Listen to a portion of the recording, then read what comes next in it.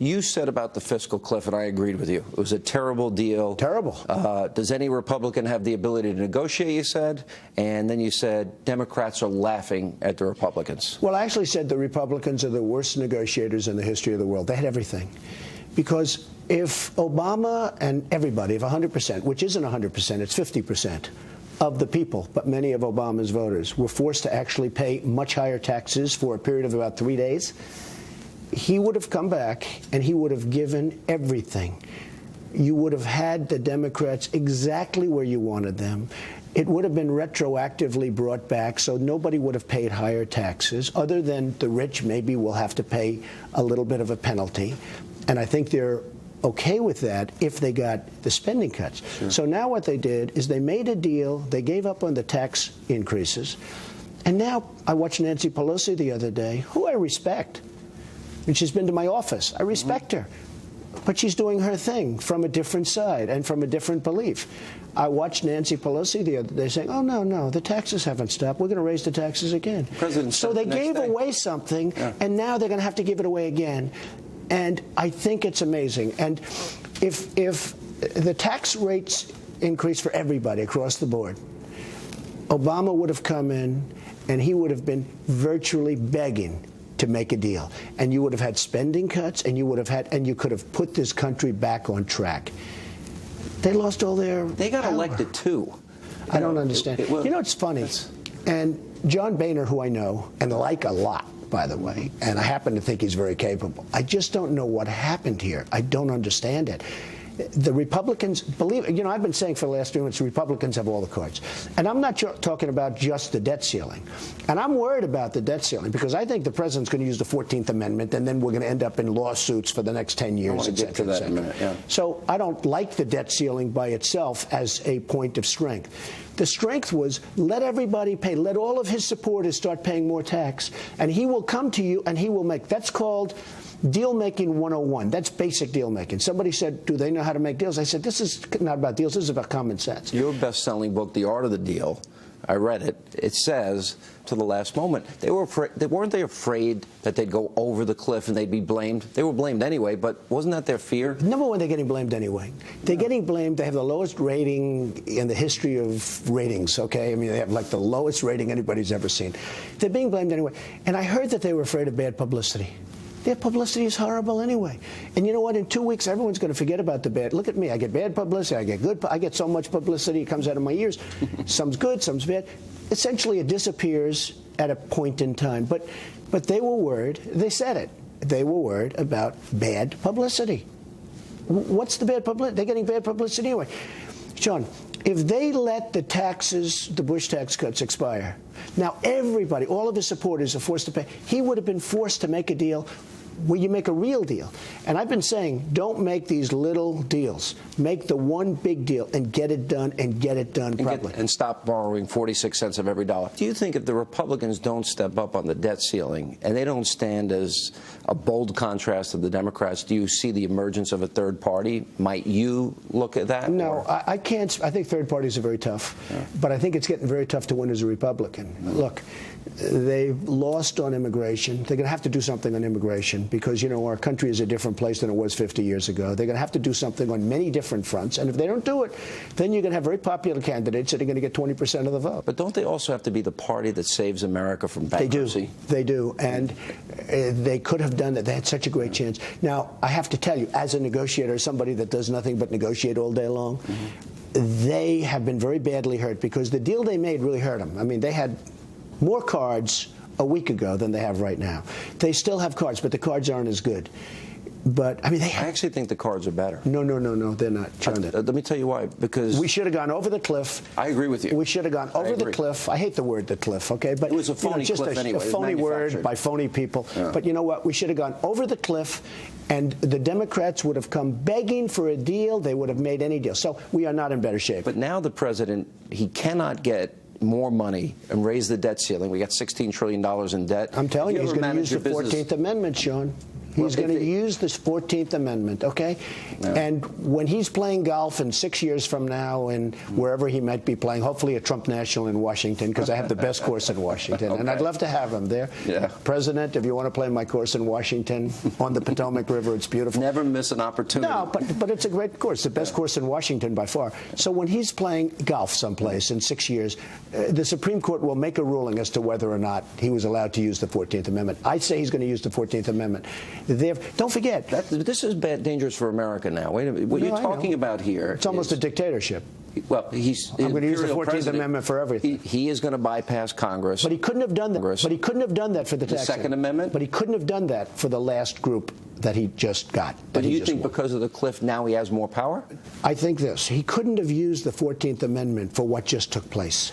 It doesn't apply to that. But it might apply. There's a little tiny inkling that it might apply to the debt ceiling. But it didn't apply to the tax Constitutionally, increase. this is checkmate. I'd urge you to talk to your lawyer, who I know you probably talk to regularly. Article 1, Section 7 is clear. Spending begins in Congress. What do you... Excuse me. It was clear that Obamacare is not legal either. And excuse me, everybody sued. They were winning all the way up. And then you had a certain justice that was 100% against it, who, in order to become a favored, fair-haired boy in Washington, he went against his own beliefs, okay? What does it say then about him if he's willing to circumvent, shred the Constitution? Well, he's doing it, and he will do it again. In my opinion, for the debt ceiling, he's going to use the 14th Amendment, and he's going to circumvent the problem. And I believe that the Republicans are going to have a hard time. Both of us were, this week, quote, outed as gun owners. This has happened to both of us also in the past. Right. And I look at this and I'm thinking, wait a minute. Cops have been outed. This Journal News gives the names and addresses of everybody. Which I think is terrible. Well, it's terrible because now the criminals know where the gun owners are. And by the way, the criminals won't go there. Yeah. They'll go to the ones that don't have the guns. They know who doesn't have the guns. Yeah. They're not going to go to the people that have the guns. They're going to go to the ones that don't have the guns. And criminals will go to the homes, perhaps, of cops that have families that arrested them in the past. Very dangerous. What is your reaction when you see that? Well, I think the Journal News was a disgrace. And, you know, you have some people that have a gun for protection because they're hiding. And these were the cases that, in my opinion, were the most egregious, where a woman is hiding from a stalker who's threatened to kill her. And now the stalker knows exactly where she lives. And she had a gun to protect herself. And he didn't know, and now the stalker knows. And you have many cases like that. You have the people running the prisons. I mean, you have a lot of problems that have been caused by this outing. And I think it was a shame. Yeah, I do too. All right. How important is the Second Amendment to you? It's important. It's very important. You're talking in terms of protection? I'm talking about the debate now after the tragedy at Newtown. Yeah, it's protection. Look, I have friends that would literally, they're gun people. They love guns. I do have a permit for a gun, as I think you do, because I read the same list. Okay, we're on the same list. But I have friends that feel that without guns, they have no protection. They live in a house. And if the bad guys come in with guns and they're sitting there with nothing, sitting duck, they have no chance.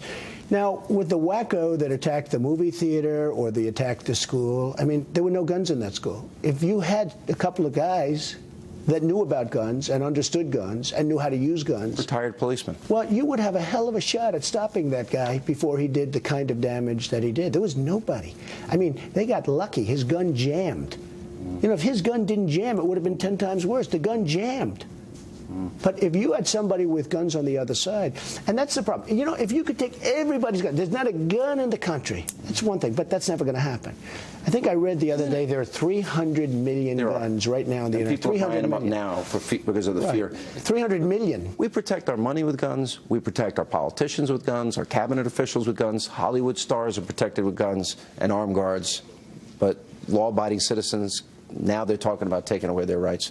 What do you think of Obama now, re-elected? He wins the fiscal cliff debate. He's going into new negotiations. He seems emboldened, unencumbered by having to worry about re-election. Hey, look, I have a lot of respect for the guy, okay? Say what you want. I liked Romney very much. He didn't resonate. He did not resonate. And Obama played the rich guy, poor guy. And that's a pretty good argument. You know, it's hard to win because there are a lot more poor people than rich people. Even though the job creators are what historically has made this whole thing work. But I have a lot of respect for Obama. You know, people think I don't respect him. I respect him a lot. I think it's an amazing story. I think his story is an amazing story. Whatever you think, whether people like him or don't like him. He ran a tough campaign. No, he ran a tough campaign. Yeah. And it took Romney a long time to get tough. And then when he finally got tough, which was in the first debate, they told him, oh, please don't be so tough. And he just disappeared. He's such a fine man with such a fine family, but he just disappeared. Something happened after the first debate. He did a wonderful job. Now, they're saying that they told him to take it easy. I don't know if that's true or not, Sean. It's hard to believe that that's true, because that's common sense also. I was told that they thought they were ahead. No need to rock the boat. Don't bring up Benghazi, for example, in the third and final debate. Well, I hated when Tag Romney, who I think is a fantastic young man. I've met him a few times. I think he's fantastic. But when he said his father really didn't want to be president, that his mother, who's incredible, and him primarily wanted him to run and were really pushing him. And you know, a lot of times, like if I miss a deal, I'll be disappointed. I say, I didn't want it in the first place. It makes me feel better. But when you're running for president, it's different, because you have thousands and even millions of people that are working for you. And I know friends that worked so hard, and they were so devastated by that statement. They said, you mean we worked so hard and he didn't want to be president? Do you regret either A, supporting Mitt, or getting out yourself? Well, I don't regret supporting him, but in the end, I thought it was going to be a very, very tough race and a very close race. I mean, despite some of the people that were on your show that were saying it was going to be a landslide, which I never understood. I never believed it. I thought it was going to be a very tough, very close race. I think Sandy hurt. I think a lot of things hurt. But I always felt it was going to be very close. And, you know, they always give the advantage to the incumbent because, you know, he went around saying, I'm going to give billions here, I'm going to give billions here, I'm going to take care of everybody. Sandy, I think, hurt a lot. But I think Sandy hurt, but I don't think it was the real end. I think the debates, I think in the end the debates were devastating. I think that the performance in the second debate was poor. The performance in the third debate was a total catastrophe. So you were disappointed you got out. You wish you ran. You know, I was leading in every poll. Yeah. But I really thought Mitt could do a good job, and I thought he could win because his stance on China was good. You know, China's ripping us off, OPEC's ripping us off. He was pretty strong on that stuff, which really was good as far as I was concerned. And now I'm disappointed I did that, yes. Big year for you. You're in the news everywhere today. It seems like it, doesn't it? It really does. Let's start with Bill Maher. Okay. First of all, if anyone called anybody else, said they were spawned there by an orangutan or whatever his comment was, I think there'd be a lot of outrage.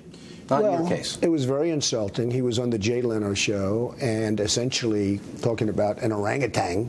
I never had any problems, I think, with the look. I mean, who knows? Maybe I do. But he said some horrible things, and really horrible things about my parents, who were deceased and great people, were fantastic people, married for 63 years, you know, just great, great people. And then he made an offer on the show, and that involved my birth certificate and other things, and it was a $5 million offer to charity, and I immediately accepted his offer, sent a legal letter to him by a very good lawyer, who told me you have an absolute case as soon as you accept his offer. And so we essentially sent him a bill, a legal representation, for $5 million. So he has to pay. I don't know if he has $5 million. Maybe he doesn't. But he made an offer of $5 million. I accepted the offer, and all of that money will go to great charities, and including Sandy victims. If he doesn't pay? Oh, then I'll sue him. What about the double standard? Oh, it's terrible. Can you imagine if you said that, as an example, about President Obama? No, I'd be finished. If you said that about almost anybody on that side, but if you said that about President Obama, you would be fired immediately, as great as Roger Ailes is, and there's nobody like him. Right. We all love him. He's an amazing guy. Yep. The best. He's the best. He would fire you so fast, and you wouldn't even have a chance. So why is it that somebody can go on a show and call me an orangutan and all of the horrible things he said about me and my parents, who he's never met, doesn't know anything about him, and nobody says anything except me? I sent him a bill. So you're taking this to the end? No, I'm going to sue him if he doesn't pay the money. Absolutely. I have a great lawyer. He is the lawyer that won $5 million for me when I went after the beauty queen. I mean, the beauty queen, the girl from Pennsylvania, said terrible things about the Miss USA pageant, which I own. Right. Now, we have Arthur Anderson. They tabulate the votes. We have 12 or so celebrities, and they come up. I don't care who wins. Whoever wins, wins. I mean, I hope it's a good winner because we have to live with her for a year. Right. And we have great people. Like, as an example, Miss Alabama was a contestant in last year's, and she did great. She was in the top 10. Speaking of Catherine Webb, Miss Alabama, this was a great moment because Brent Musburger, who I think is a great broadcaster, right. really he's terrific, excellent. Excellent broadcaster. By the way, I think he's better now than he was before I heard that. I thought it was so nice because I know what you're going to say. Yeah, he said she's beautiful. I was watching, and I said, you know, it's strange, but a lot of times they focus on like a beautiful girlfriend of the football player or a beautiful woman in the audience. They never say anything. They should have a picture of somebody that's... Now here they focus. Now she's extremely beautiful, and she's in my whole pageant system. And she, by the way, she also happens to be a great person. The people at the Alabama pageant said she's fabulous as a person, beyond. Very charitable, everything else. And it was so different because he said, wow, what a beautiful woman, blah, blah, blah, blah, blah. Which everyone in America was thinking. Yeah, and then she got interviewed because they called me and they said, could I get her for the Today Show? I got her because she didn't want to do any interviews. She didn't want to do the interview. And I spoke to her and I got her to do the Today Show, and she was fantastic on the Today Show. But they said, were you insulted? No, actually, I thought it was a great compliment. It was flattering. I mean, we're in a world, this political correctness is killing this country. We are not allowed to say anything wrong. Of course, you can say it against Trump, or perhaps against you and a couple of other people. You can say whatever you want, but essentially, our country's going to hell.